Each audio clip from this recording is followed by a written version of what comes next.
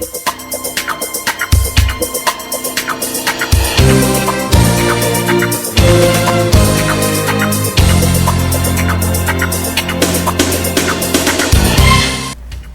programa Estação Saúde está no ar, sempre levando até você informações de qualidade, informações que de alguma forma vão poder lhe ajudar no seu dia a dia. Pensando nisso, nós trazemos um assunto hoje muito interessante, que são as alergias. Tema que tem crescido constantemente e provavelmente você que está nos assistindo já deve ter ouvido falar sobre alguém. Estou com alergia do leite, estou com alergia do ovo, estou com alergia do trigo, do chocolate, enfim. Não só alimentos, mas medicamentos, constantemente a gente ouve alguém dizer que tem alergia. Para tratar sobre o assunto, eu trago o alergista Dr. Gil Bardini. Doutor, muito obrigada pela sua presença aqui hoje, tão esperada, né? Nós tivemos tantos telespectadores que enviaram e-mails pedindo que a gente falasse sobre alergia, que é um assunto que constantemente tem sido falado na mídia e as pessoas constantemente têm descoberto alergias que nem sabia que existia, né, doutor? Eu que agradeço o convite, Gabriela. É um prazer estar aqui, né, para ajudar a população de Tubarão e falar de um tema que eu gosto bastante e que possa ajudar as pessoas a esclarecer as suas dúvidas. Então, doutor, para a gente começar, nada melhor do que falar do que é a alergia. Então, a alergia, né, é um termo genérico que é usado assim, para dizer que é uma reação exagerada do nosso sistema imunológico a algum agente estranho. Né? Eu sempre costumo explicar para os pacientes, né? Uso um exemplo bem simples. Uma pessoa normal que é picada por uma abelha, a abelha vai lá, pica na mão e dá uma reação na mão. Já na pessoa que tem alergia, uma mesma picada vai desencadear uma resposta, uma reação em todo o organismo, né? Então é uma reação exagerada do nosso organismo. Doutor, e a alergia pode ser considerada uma doença, não? Então, a alergia em si não é uma doença, né? Existem várias doenças que estão sob a denominação de alergia, né? Então as alergias alimentares, as alergias medicamentosas, as rinites, a asma, né? São todas doenças que são consideradas doenças alérgicas, né? Mas não existe uma doença em alergia, né? Várias doenças são consideradas doenças alérgicas. Pode ser hereditária, doutor, não? Então, as alergias elas têm um forte componente genético, né? Se uma criança tem um pai que tem uma doença alérgica, ele tem chance de 50% de desenvolver uma doença alérgica. Se ambos os pais têm uma doença alérgica, então a chance sobe para 80%. Então tem um componente hereditário muito forte. Doutor, em relação aos sintomas, a gente sabe que tem pessoas que têm sintomas comuns e alguns que são bem diferentes. Geralmente a alergia tem que ter sintoma para ser uma alergia, não necessariamente? Então, sim, a alergia, né, quando a gente considera uma alergia verdadeira, ela tem que ter sintoma. Se o paciente, até pela própria definição, a alergia o que é? Você tem um teste positivo e você tem sintoma quando você é exposto a esse alérgeno. Se você só tem o teste positivo e você não tem sintoma nenhum, você é considerado um paciente que é sensibilizado, mas não um paciente alérgico.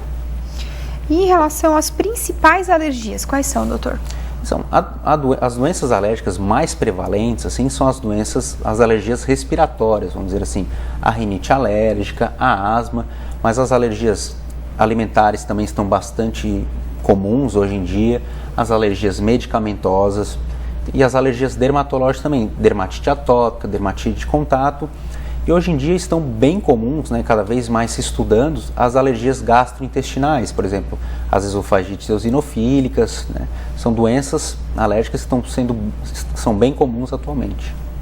Doutor, e os testes alérgicos, como que funciona? Às vezes eu já ouvi até alguns pacientes dizerem que têm sensibilidade, sabem que têm alergia, mas têm medo. Como que é feito o teste alérgico? Então, existem vários tipos de testes alérgicos, né? Para cada tipo de alergia, nós vamos fazer um teste que seja específico para aquela alergia. Para as doenças as alergias respiratórias, asma e rinite, a gente faz o prick test, o teste de puntura, que é aquele teste mais comum. É aquele onde a gente bota uma gota do alérgeno no antebraço e dá um leve, vamos dizer assim, um leve beliscãozinho. Né? Em 15 minutos nós fizemos a leitura e sabemos se o paciente tem a sensibilização àquele alérgeno ou não. Né? Nós também temos o outro tipo de teste que é usado para as alergias dermatológicas, principalmente para dermatite de contato, que é o teste de contato, que é aquele onde a gente cola adesivos nas costas do paciente. Esse teste é 1 semana, então o paciente cola o adesivo na segunda, vai para casa, volta na quarta, né, e depois volta na sexta, né?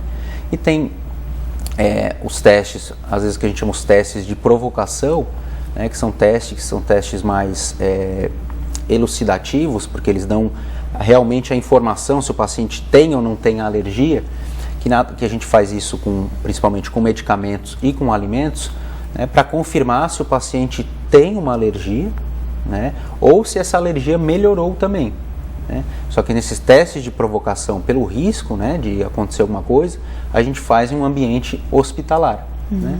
Já esses outros testes a gente pode fazer no consultório normalmente. Mas a maior parte dos testes, né, principalmente o teste cutâneo, o prick test, o teste do adesivo, são testes extremamente seguros. Esse de provocação seria a medicamentos? Então, eles podem ser feitos com medicamentos e com alimentos também, né? Então, sim, por que a alergia? Vamos dar um exemplo de alergia alimentar. Então, hoje em dia, a alergia alimentar é uma alergia extremamente comum, onde cada vez mais os médicos pedem os testes de sangue, por exemplo. Muitas vezes esses testes vêm inconclusivos ou vem um positivo que seja duvidoso, né? E como muitas vezes os alimentos, por exemplo, leite de vaca, né, um alimento muito importante para a criança, e será que você pensa, eu vou tirar esse alimento só por esse teste do sangue, ou eu posso fazer alguma outra coisa, né? Eu posso fazer esse teste de provocação realmente para confirmar se essa alergia é verdadeira ou não. Então, num ambiente hospitalar, nós começamos a dar pequenas quantidades de leite, ingerindo, e vamos aumentando essas doses crescentemente, né?